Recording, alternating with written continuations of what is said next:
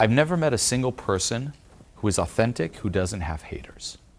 Why is that? Because authenticity is polarizing. That's it. The only way to have everyone like you is to be the fakest person alive, to be a social chameleon. What if right now I were to say, my favorite color is orange? Do you all agree? I have haters, oh no! But what if I were to say, hey, my favorite color is every color of the rainbow? My favorite color is, what's your favorite color? Orange. Me too. What's your favorite color? Blue. Me too. Blue. What's your favorite color? Green. Green, me too. That's how we live our lives. We mold who we are depending on who we talk to. You talk to your parents, orange is my favorite color. Talk to the person giving you a coffee, blue is my favorite color. Talk to someone who's extremely political, oh, I agree 100%. Talk to someone who loves a movie you hate, oh, I love it too. And we're just morphing through life, performing, as opposed to being authentic. Now, strategy-wise, we think that morphing is safer, right? Like say I were to talk one-on-one with every single one of you in this room, 1 minute each. Would morphing, like, hey, so what's your name? My name? I was going to ask him, but both of you, whatever, what do you like? Yes. Johannes. Johannes, I love that name, man. Where are you from? Germany. Great country. Oh, Berlin. Oh, yeah. What about you? Niels. Niels. Oh, great name, too. Where are you from? Frankfurt. Oh, Frankfurt. You're from Berlin. You're from Frankfurt. No, I'm from Bavaria. But Oh, Bavaria. Oh, even better. Even better. If I were to be liked, I'd literally be faked like that. What would you think of me? Like, say you were to observe this. It was a serious conversation in private. What would you think? Right? Yeah. Now, in order to be polarizing, you must be also authentic. If I were to be authentic, what would I say? I prefer Bavaria over Frankfurt. I'm not a fan of Frankfurt. Authentically, I'm not a fan of Frankfurt. It's a bad city. For real. I don't like Frankfurt. I'll go there, but I don't like it. Look at his face. He doesn't like me now as much. That's polarity. But the other guy likes me a lot more. Look at his face. It's like, I think because of nature, right? huh? Because of the nature from Bavaria. I don't like the people, but... But I like Berlin over Bavaria. That is true. Damn, now they don't like me. But hey, all the Berliners like me. That's authenticity. It's polarizing. Now, before things start getting intense here, if you're looking to go through a similar process yourself and receive direct feedback from me personally, no matter where you find yourself in the world, then click the link below this video right now and apply for online coaching. This is my signature program, so click the link and I'll see you in there. Lovers and haters. Likers, screw that. You do not want likers. And that's most people. You're so nice, you're so people-pleasy, you're trying to please everyone, you're compromising yourself, that what do you communicate? You have zero self-respect. Like say you had a friend who said, my favorite color is orange, and you see that same friend talk to two different people and betray themselves.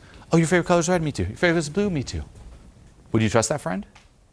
Would you have any respect for them? None at all. Zero integrity. Same here. Same with the relationship with yourself. You know you better than anyone. How often do you do that? And you see yourself do that. And then people are like, I don't really like myself. I don't really trust myself. No shit. You're betraying yourself all the time. When is enough enough? When is the foot down happening? Don't stay true to yourself. It doesn't matter even if you get approval, you're going to feel just shitty inside. The same with how you present yourself. Most people perform. Right? There was a comment before. That's most people's lives. You perform. You leave your house, and it's like you put on your mask to go into society, and you're like, here's how I hopefully will fit in. And then you get home after work, after lunch, after dinner, after drinks with your friends, and as soon as you close the door behind you, I can finally be me. Oh, I can take the clothes off. I can just sit in front of the TV and just eat my chips, and I can finally be my true self. God, what kind of life is that? Imagine the universe, God came to you and said, hey, I have this thing called life. You're going to have to venture out in public every time and play this role every day. We think actors are the people in movies. No, that's society. Everyone's actors. What about being the same you inside and outside of the house? And how low stress and pressure that is. The maintaining a front and the fear that people will see through it. That eats you up inside. And here's the thing, no matter what you do, people will dislike you. You can't avoid it. You have to be willing to be disliked and realize that it really doesn't matter. And there is such a thing as natural chemistry, and you're not meant to get along with everyone. Like, no joke, even on an event like this, some of you were never going to get along. Ever. Ever going to get along. And that's okay. It doesn't mean there's something wrong with me. It doesn't mean there's something wrong with you. There's just no chemistry there. And that's okay. That's the whole definition of find your tribe. It's find the people you click with. If you were all to talk to each other, you think you get along with everyone equally? Yes, no? No. We're all different. We're all equal, but we're all different. And some people you're going to disagree with, and that's okay. And it's sad how things have amplified where it's not only the people pleaser hiding side of things, but then we demonize the other side. Versus, no, just people we just don't have chemistry with. And that's fine. Why make such a big deal out of it? You're still you. And in the end, who do you have control over? You. Let's be me. Let's put this out there, and let's attract the tribe. But to attract your tribe, and this is the final trap, people are like, I get it, Julien, but I've never met my tribe. Well, did you put the real you out there? No, I'm waiting to meet my tribe first. It doesn't work that way. You got to put the real you out there, and just like a flashlight, it's going to attract the people you're meant to be with and repel the people you aren't. But you got to go first. No one's going to know if there's natural chemistry if you aren't being real. And it's taking that leap of faith. And they're out there. And if you haven't met them, you haven't met enough people. Get out there more.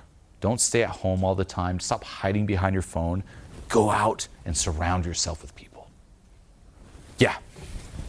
I guilt myself when I reject people, when they want to be with me or have connection and I don't feel it and I'm afraid to show. So why don't you value yourself and your boundaries? That's the thing to sink into. If you guilt yourself, it means that their needs are more important than yours. And it's like, oh, I make them feel bad, but then it's a loose, I don't want to be, it's like, no, your needs matter. Who you are matters. And as long as it's not attacking or over the top demeaning, but it's asserting, and that's the thing. Asserting doesn't mean attacking, it doesn't mean retreating. People think boundaries is, this is blah, or it's this. It's, hey, thank you, but no. It's not attacking, it's assertive, but it kind of goes down as, here's the boundary. Here's what I'm okay with, here's what I'm not okay with. And that's it, you just kind of lay down the law like that in a very neutral but assertive way. And then that's on them. And you're not responsible for how they feel. You can't control what people feel. Some people, yeah, might be hurt and so on and so forth, but that's on them, not you. On your end, you're like, hey, I'm asserting what's okay with me. I can expand a bit more to accommodate, to make the bridge kind of bigger. There's not a single event I've not offended someone. Single one over all the years. All the videos you've even seen on YouTube, at every single one of those videos, there's one person in the crowd fuming. Tomatoes. Yeah, every single event. Can't avoid it. Try to please everyone, I'd be so safe. Like, hey everyone likes self-love? It sounds so good, right? Love yourselves. Yay. How would I speak? I'd speak like presidents speak. Change. Everyone want change? We got to change things. Yeah? Yeah. Let's do better and let's believe. If you believe it, you can do it. That's the people pleaser approach. You'll see a lot of it in self-help though. And people confuse that in self-help. It's like all the Instagram accounts, it's every post, you're like, yeah. It's just safe. But then it's just bleh. Like nothing stands out. There's nothing special about it, just like watered down. Don't be that. Don't be a watered down version of you. I like Miley Cyrus a lot. Miley Cyrus, Yeah. okay. Not everything, but... Now, let's say you met someone you really, really like. Ideal partner, Prince Charming, like in a Disney movie. Everything about that person is perfect. And you really care about that person. The only thing is like, hey, we're a match in every way. The only thing is I hate Miley Cyrus. He does? Yeah, he says that to you. Do you like Miley Cyrus? Yeah. Then you lose the guy.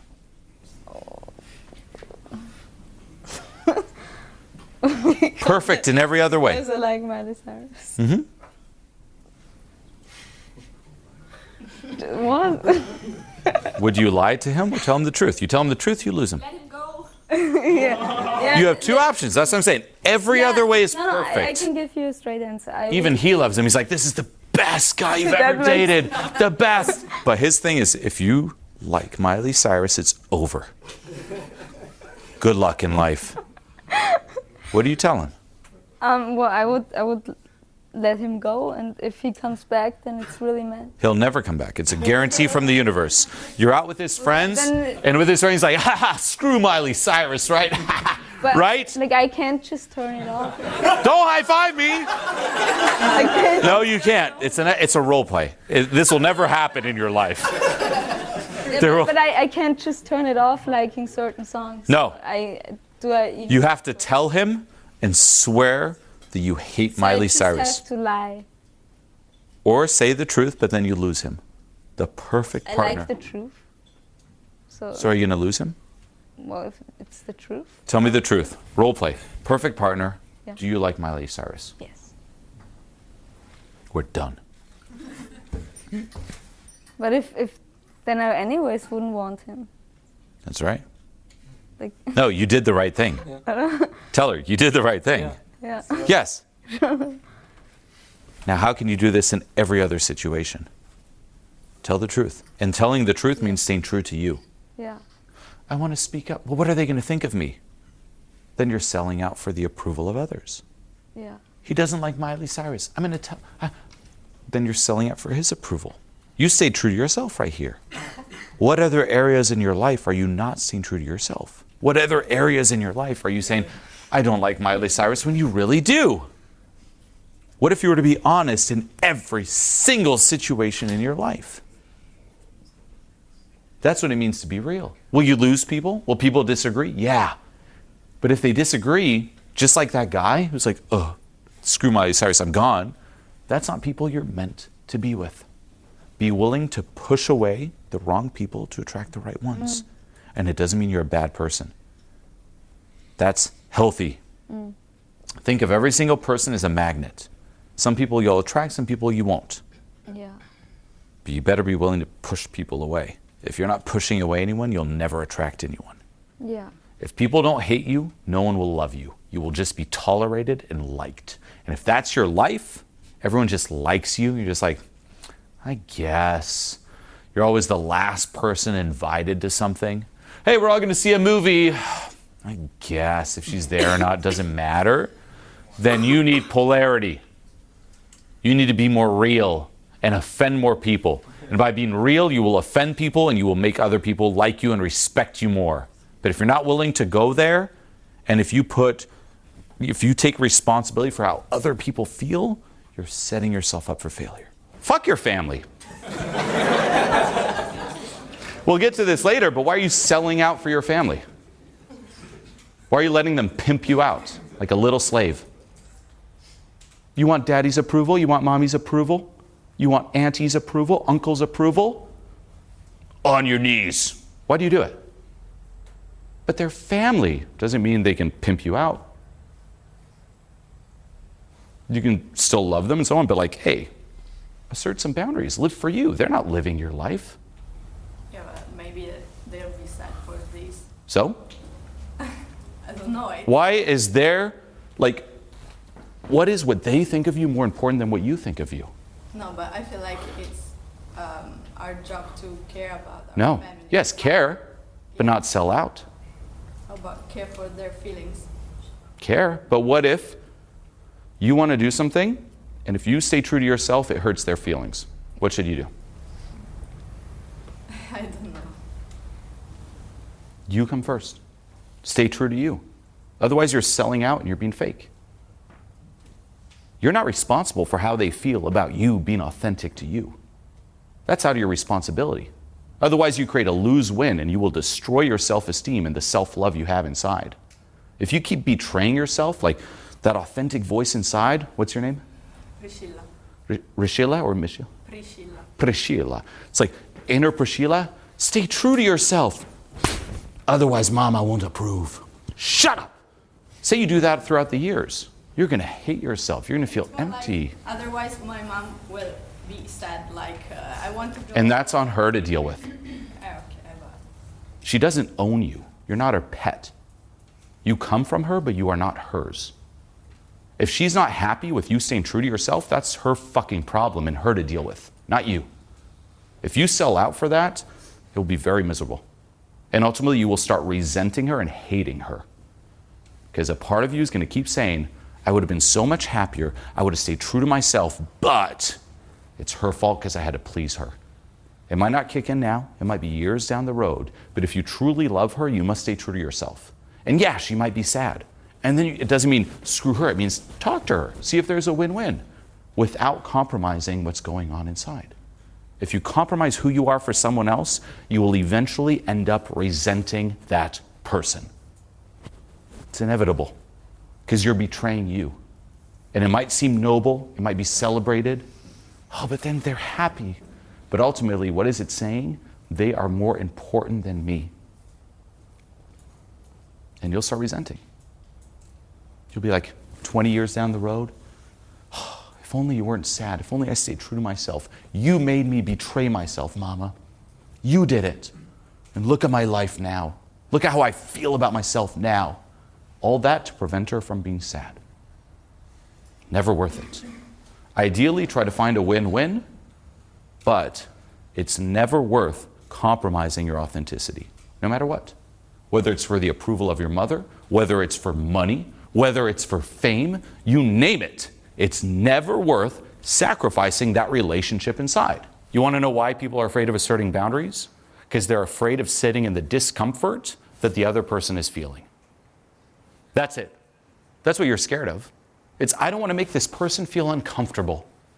Imagine you and I are joking around, and you say a joke that offends me. You cross the line. Now, you don't know that you crossed the line. And that's the thing. With boundaries, if you don't tell anyone, they're never going to know. They're not going to be able to guess it. They're not you. And you can't expect people to read into your mind and know what your boundaries are. And that's a big thing, especially with people pleasers, is they get walked all over and they start whining and resenting people, yet they never told people that, hey, that was not okay. You got to let them know. Now, say you say something that crosses a line, and you're still laughing, because we were joking prior to that. What happens if now I'm like, hey, that was too far? What's going to happen to the fun vibe? It's going to die. How's it going to make him feel? He didn't know he crossed the boundary. He did. Uncomfortable. And we don't want to ruin the vibe, so we just take it. But realize that at a core, what are you really scared of? That little feeling of awkwardness. What's about that? Why are you so scared of a feeling? So what? Rather rip the Band-Aid off now and now it's set, versus tolerating it and let it build up, and that's what people do. They don't say anything, they get walked all over. They don't say anything, they get walked all over, and then years down the road, they explode in super toxic ways. Every single time you say the joke, it's too far, man. It's too far. Why are you like that? It's been years. You should have known. Screw that. Just nip it in the bud. And the key is, don't be all reactive, because people are like, oh, hey, so that was a little too far. Yeah, don't do that. Don't say that. Or they'll be attacking.